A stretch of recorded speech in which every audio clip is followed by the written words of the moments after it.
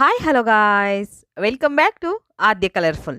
ನಾನು ಸುಮಾ. ಫ್ರೆಂಡ್ಸ್, ಇವತ್ತಿನ ವಿಡಿಯೋದಲ್ಲಿ ಒಂದು ರೆಸಿಪಿನ ನಿಮ್ಮ ಜೊತೆ ಶೇರ್ ಮಾಡ್ತಾ ಇದ್ದೀನಿ. ಬಾಯಲ್ಲಿ ಇಟ್ಟರೆ ಕರಗುವಂಥ ಬೆಣ್ಣೆಯಂತೆ ಕರಗುವ ರುಚಿಯಾದ ಒಂದು ಹೈದರಾಬಾದ್ ಸ್ಪೆಷಲ್ ರೆಸಿಪಿನ ನಿಮ್ಮ ಜೊತೆ ಶೇರ್ ಮಾಡ್ತಾ ಇದ್ದೀನಿ. ಹಾಗೆ ಇದನ್ನು ಮಾಡಲು ಕೂಡ ತುಂಬಾ ಈಸಿಯಾಗಿ ತಯಾರಿಸುವಂತಹ ಒಂದು ರುಚಿಯಾದ ರೆಸಿಪಿ. ಈ ಒಂದು ರೆಸಿಪಿ ಮಾಡೋದಕ್ಕೆ ಮೊದಲನೇದಾಗಿ ಒಂದು ಬೌಲ್ ತೊಗೊಂಡಿದ್ದೀನಿ. ಈ ಬೌಲಿಗೆ 1 ಕಪ್ ಆಗುವಷ್ಟು ನಾನು ಗೋಧಿ ಹಿಟ್ಟನ್ನು ಹಾಕ್ಕೊಳ್ತಾ ಇದ್ದೀನಿ. ನಾನು ಚಪಾತಿಗೆ ಉಪಯೋಗಿಸ್ತೀವಲ್ಲ ಅದೇ ಗೋಧಿ ಹಿಟ್ಟು.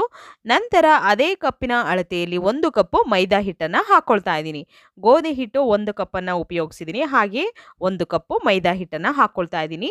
ಸೊ ಫ್ರೆಂಡ್ಸ್, ನೀವೆಲ್ಲರೂ ಫಸ್ಟ್ ಟೈಮ್ ನನ್ನ ಚಾನಲ್ಗೆ ವಿಸಿಟ್ ಮಾಡಿದರೆ ಪ್ಲೀಸ್ ನನ್ನ ಚಾನಲ್ನ ಸಬ್ಸ್ಕ್ರೈಬ್ ಮಾಡ್ಕೊಳ್ಳಿ, ಹಾಗೆ ಲೈಕ್ ಮಾಡಿ ಮತ್ತು ಹೆಚ್ಚೆಚ್ಚು ಶೇರ್ ಮಾಡಿ ಫ್ರೆಂಡ್ಸ್.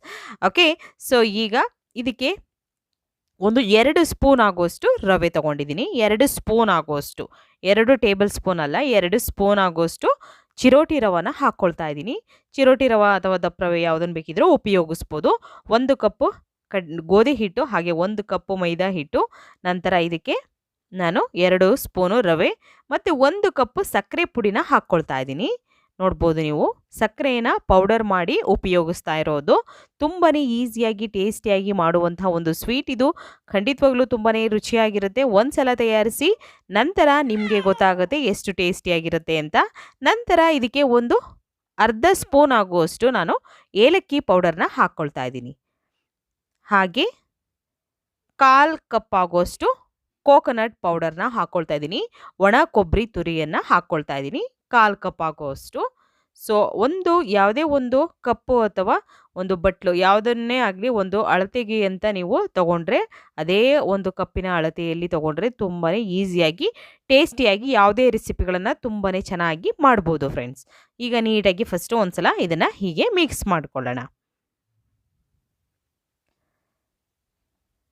ನೋಡಿ, ಈ ರೀತಿ ಮಿಕ್ಸ್ ಆಗಿದೆ. ಸೊ ಮಿಕ್ಸ್ ಆದ ನಂತರ ನಾನು ಇದಕ್ಕೆ ಒಂದು ಅರ್ಧ ಕಪ್ ಆಗೋಷ್ಟು ತುಪ್ಪ ಅಥವಾ ಎಣ್ಣೆ, ಅಡುಗೆ ಎಣ್ಣೆ ಅಥವಾ ತುಪ್ಪ ಅಥವಾ ದಾಲ್ಡಾ ಯಾವುದನ್ನು ಬೇಕಿದ್ರೂ ಉಪಯೋಗಿಸ್ಬೋದು. ಸೊ ಇಲ್ಲಿ ಒಂದು ಅರ್ಧ ಕಪ್ ಆಗುವಷ್ಟು ತುಪ್ಪನ ಕರಗಿಸಿ ನಾನು ಹಾಕ್ಕೊಂಡಿದ್ದೀನಿ. ತುಪ್ಪ ಬೇಕು ಅಂದರೂ ಹಾಕ್ಕೊಳ್ಬೋದು ಫ್ರೆಂಡ್ಸ್, ಮತ್ತು ಅಡುಗೆ ಎಣ್ಣೆ ಕೂಡ ಹಾಕ್ಕೊಳ್ಬೋದು. ಹಾಗೆ ನೀವು ದಾಲ್ಡಾನ ಉಪಯೋಗಿಸ್ತೀವಿ, ವನಸ್ಪತಿ ಉಪಯೋಗಿಸ್ತೀವಿ ಅಂದರೆ ಅದನ್ನು ಕೂಡ ಹಾಕ್ಕೊಳ್ಬೋದು. ಓಕೆ, ಸೊ ಈಗ ಇದನ್ನು ಚೆನ್ನಾಗಿ ಮಿಕ್ಸ್ ಮಾಡ್ಕೊಳ್ಳೋಣ. ನಾನು ಹೀಗೆ ಇದನ್ನು ಮಿಕ್ಸ್ ಮಾಡ್ಕೊಳ್ತಾ ಇದ್ದೀನಿ.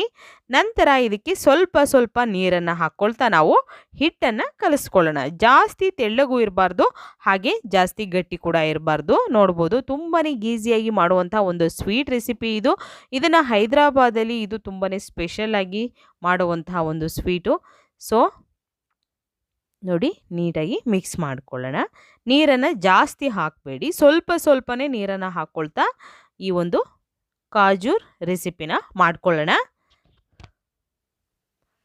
ಹೀಗೆ ನಾನು ಮಿಕ್ಸ್ ಮಾಡ್ಕೊಳ್ತಾ ಇದ್ದೀನಿ. ಒಂದು ಹದಕ್ಕೆ ಇದನ್ನು ಮಿಕ್ಸ್ ಮಾಡ್ಕೊಳ್ಳೋಣ. ಇದು ಎಷ್ಟು ಸಾಫ್ಟಾಗಿ ಇರುತ್ತೆ ಅಂದರೆ, ನಾವು ಬಾಯಲ್ಲಿ ಬೆಣ್ಣೆಯಂತೆ ಕರಗುವಂಥ ರುಚಿಯಾದ ಒಂದು ಹೈದರಾಬಾದ್ ಸ್ಪೆಷಲ್ ರೆಸಿಪಿ. ಖಂಡಿತವಾಗ್ಲೂ ಬಾಯಲ್ಲಿಟ್ಟರೆ ಇದು ಕರಗೋಗುತ್ತೆ, ಅಷ್ಟು ಸಾಫ್ಟಾಗಿ ಬರುತ್ತೆ.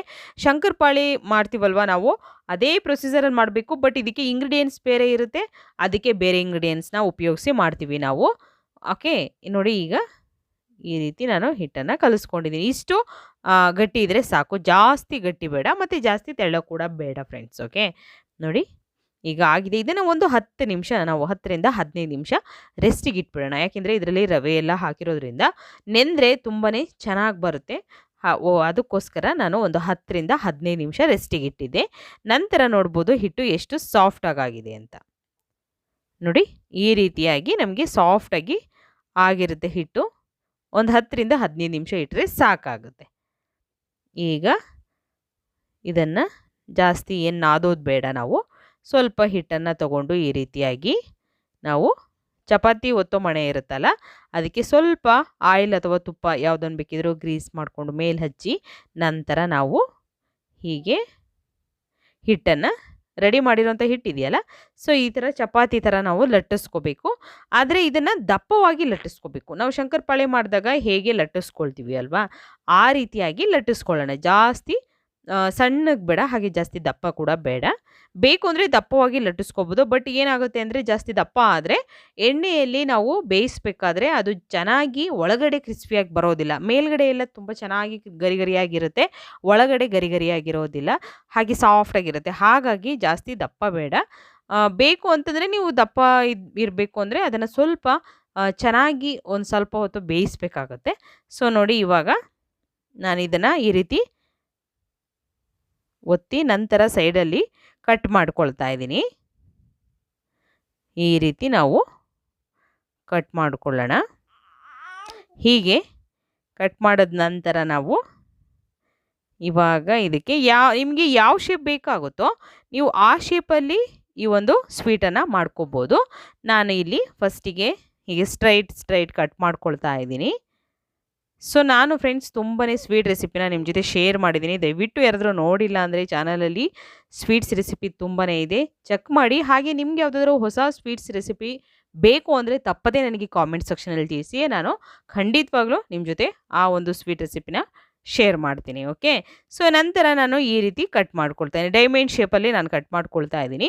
ಸೊ ನೀವು ಸ್ಕ್ವೇರ್ ಶೇಪಲ್ಲಿ ಬೇಕು ಅಂದರೂ ಕಟ್ ಮಾಡ್ಕೋಬೋದು. ನಿಮಗೆ ಯಾವ ರೀತಿ ಇಷ್ಟ ಆಗುತ್ತೋ ಆ ರೀತಿ ನೀವು ಈ ಒಂದು ಸ್ವೀಟ್ಸ್ನ ಕಟ್ ಮಾಡ್ಕೋಬೋದು. ನೋಡಿ, ನಾನು ಈ ರೀತಿಯಾಗಿ ಕಟ್ ಮಾಡ್ಕೊಂಡಿದ್ದೀನಿ. ಹಾಗೆ ನಾನು ಜಾಸ್ತಿ ದಪ್ಪ ಕೂಡ ಮಾಡ್ಕೊಂಡಿಲ್ಲ, ಯಾಕೆಂದರೆ ಅದು ನಾವು ಫ್ರೈ ಮಾಡಿದ್ರೆ ಸ್ವಲ್ಪ ದಪ್ಪ ಆಗೇ ಆಗುತ್ತೆ. ಹಾಗಾಗಿ ಫಸ್ಟೇ ಜಾಸ್ತಿ ದಪ್ಪ ಆದರೆ ಮತ್ತೆ ನಾವು ಅದನ್ನು ಫ್ರೈ ಮಾಡೋದಕ್ಕೆ ತುಂಬಾ ಕಷ್ಟ ಆಗುತ್ತೆ. ಯಾಕೆ ಅಂತಂದರೆ ಜಾಸ್ತಿ ಟೈಮ್ ಕೂಡ ತಗೊಳುತ್ತೆ, ಹಾಗೆ ಒಳಗಡೆ ಗರಿ ಗರಿಯಾಗಿರೋದಿಲ್ಲ. ಹಾಗಾಗಿ ಸ್ವಲ್ಪ ನೋಡಿ ಎಣ್ಣೆ ಕಾಯೋದಕ್ಕೆ ಇಟ್ಟಿದೆ ನಾನು. ನಂತರ ಇವಾಗ ಸ್ವಲ್ಪ ದೂರ ಈ ಒಂದು ಸ್ವೀಟನ್ನು ಹಾಕ್ಕೊಳ್ತಾ ಇದ್ದೀನಿ. ನಂತರ ಇದನ್ನು ಸ್ಟವ್ನ ಲೋ ಫ್ಲೇಮಲ್ಲಿ ಇಟ್ಕೊಂಡೆ ನಾವು ಒಂದು 2 ರಿಂದ 3 ಸೆಕೆಂಡ್ವರೆಗೂ ಫಸ್ಟಿಗೆ ಇದನ್ನು ಫ್ರೈ ಮಾಡ್ಕೊಳ್ಳೋದಕ್ಕೆ ಬಿಟ್ಬಿಡೋಣ. ನಂತರ ನಾವು ನಿಧಾನವಾಗಿ ತೆಗೆದು ನೋಡಿ, ಈ ರೀತಿ ನಿಧಾನವಾಗಿ ಸ್ವಲ್ಪ ಕಲರ್ ಚೇಂಜ್ ಆಗಬೇಕು ನಮಗೆ. ಕಲರ್ ಚೇಂಜ್ ಆದಾಗ ಈ ರೀತಿ ಟರ್ನ್ ಮಾಡಿ ಎರಡೂ ಸೈಡ್ ಕೂಡ ನಾವು ಇದನ್ನು ಫ್ರೈ ಮಾಡ್ಕೋಬೇಕು. ನೋಡಿ, ನಾನು ಇವಾಗ ಇದನ್ನು ಫ್ರೈ ಮಾಡ್ಕೊಳ್ತಾ ಇದ್ದೀನಿ. ನೋಡ್ಬೋದು, ಕಲರ್ ಯಾವುದೇ ರೀತಿ ಕಲರ್ ಹಾಕಿಲ್ಲ ನಾವು, ಆದರೂ ಎಷ್ಟು ಚೆನ್ನಾಗಿ ಬರ್ತಾ ಇದೆ ಅಂತ. ತುಂಬಾ ಚೆನ್ನಾಗಿರುತ್ತೆ, ತಿನ್ನೋದಕ್ಕೂ ಕೂಡ ಅಷ್ಟೇ ಸೂಪರಾಗಿರುತ್ತೆ. ಮತ್ತು ಇದನ್ನು ನೀವು 2 ತಿಂಗಳು ಅಥವಾ 3 ತಿಂಗಳವರೆಗೂ ಕೂಡ ಸ್ಟೋರ್ ಮಾಡಿ ಇಡ್ಬೋದು. ಮತ್ತು ಆಚೆ ಎಲ್ಲಾದರೂ ಹೋಗಬೇಕಾದ್ರೂ ಕೂಡ ಈ ಒಂದು ರೆಸಿಪಿನ ಮಾಡಿ ತೊಗೊಂಡು ಹೋಗ್ಬೋದು. ಮಕ್ಕಳಿಗೂ ಕೂಡ ತುಂಬಾ ಇಷ್ಟ ಆಗುತ್ತೆ.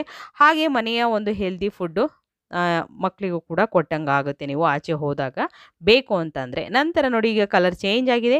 ನಾನು ಫ್ರೈ ಮಾಡಿರುವಂತಹ ಈ ಒಂದು ಸ್ವೀಟನ್ನು ಒಂದು ಟಿಶ್ಯೂ ಮೇಲೆ ತೆಗೆದಿಟ್ಕೊಳ್ತಿದ್ದೀನಿ. ಮತ್ತು ಈಗ ಮಿಕ್ಕಿರುವಂತಹ ಸ್ವೀಟ್ಸ್ನೆಲ್ಲ ಹಾಕ್ಕೊಳ್ತಾ ಇದ್ದೀನಿ. ಇದನ್ನು ಕೂಡ ಕಲರ್ ಚೇಂಜ್ ಆಗುವವರೆಗೂ ಎರಡು ಸೈಡು ನಾವು ಫ್ರೈ ಮಾಡ್ಕೊಳ್ಳೋಣ. ಬಾಯಲ್ಲಿ ಬೆಣ್ಣೆಯಂತೆ ಕರಗುವ ರುಚಿಯಾದ ಹೈದರಾಬಾದ್ ಸ್ಪೆಷಲ್ ರೆಸಿಪಿ, ಮಾಡಲು ಕೂಡ ತುಂಬಾ ಸುಲಭವಾಗಿರುವಂತಹ ಟೇಸ್ಟಿಯಾಗಿರುವಂಥ ರೆಸಿಪಿ ರೆಡಿಯಾಗಿದೆ. ನೀವು ಕೂಡ ಮನೆಯಲ್ಲಿ ಟ್ರೈ ಮಾಡ್ತೀರಾ ಅಂತ ಅನ್ಕೊತೀನಿ. ಸೊ ಇವಾಗ ಒಂದು ತಟ್ಟೆಗೆ ಸರ್ವ್ ಮಾಡ್ತಾ ಇದ್ದೀನಿ. ಈ ಕಾಜೂರ್ ರೆಸಿಪಿನ ನೀವು ಕೂಡ ಟ್ರೈ ಮಾಡ್ತೀರಾ ಅಂತ ಭಾವಿಸ್ತೀನಿ. ಖಂಡಿತ ಟ್ರೈ ಮಾಡಿ, ಹೇಗೆ ಬಂತು ಅಂತ ತಪ್ಪದೇ ತಿಳಿಸಿ. ಇವತ್ತಿನ ವಿಡಿಯೋ ಇಷ್ಟ ಆಗಿದ್ರೆ ಚಾನಲ್ನ ಸಬ್ಸ್ಕ್ರೈಬ್ ಮಾಡ್ಕೊಳ್ಳಿ. ಇವತ್ತಿನ ವಿಡಿಯೋನ ಇಲ್ಲಿಗೆ ಮುಗಿಸೋಣ.